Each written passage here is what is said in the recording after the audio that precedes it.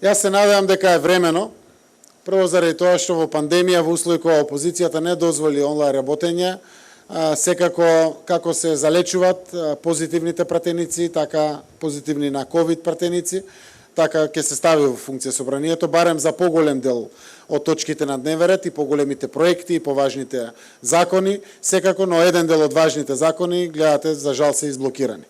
Горчината која што носиме сите, ја носам и јас, да се блокираат законите кои што живот значат за помош на последиците од пандемијата е навистина неразумно и верувам дека ќе има разумност. Во четврток се пратенички прашање во собранието.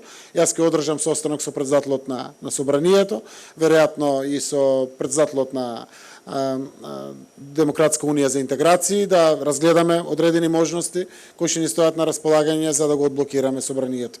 Така да сите опции се отворени, од лидерска средба до координаторите на пратеничките групи изнаоѓање решение, до вонредна состојба, до се. Само да ги ослободиме институциите да носат секако одлуки кои што се од животно значење за нашиот народ.